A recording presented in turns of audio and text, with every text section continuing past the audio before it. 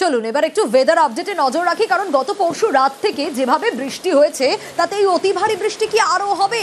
ইতিমধ্যে সকলের মনে এই প্রশ্নটা। দক্ষিণবঙ্গে ফের অতি ভারী বৃষ্টি।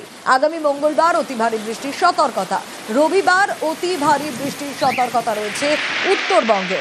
জলপাইগুড়ি, আলিপুর দুয়ারে রয়েছে অতি ভারী বৃষ্টির পূর্বাভাস।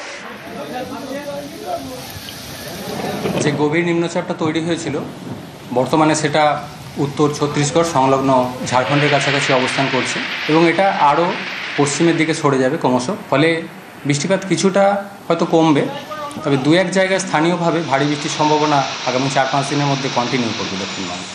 27 তারিখে কিছুটা কমবে আরও, তবে হালকা থেকে মাঝারি ধরনের বৃষ্টি 27 তারিখেও কন্টিনিউ করবে। 28-29 তারিখ আবার সামান্য একটু বাড়ার সম্ভাবনা রয়েছে বৃষ্টিপাত। 29 তারিখে দু এক জায়গায় ভারী বৃষ্টির সম্ভাবনা থাকছে। 30 তারিখে কিছুটা কমবে, আবার 31 তারিখ থেকে বৃষ্টিপাত দক্ষিণবঙ্গে কম থাকার সম্ভাবনা। মৎস্যজীবীদের জন্য আগামী 2 দিন সমুদ্রে দমকা হাওয়া থাকার কারণে সমুদ্রে যেতে নিষেধ করা হয়েছে।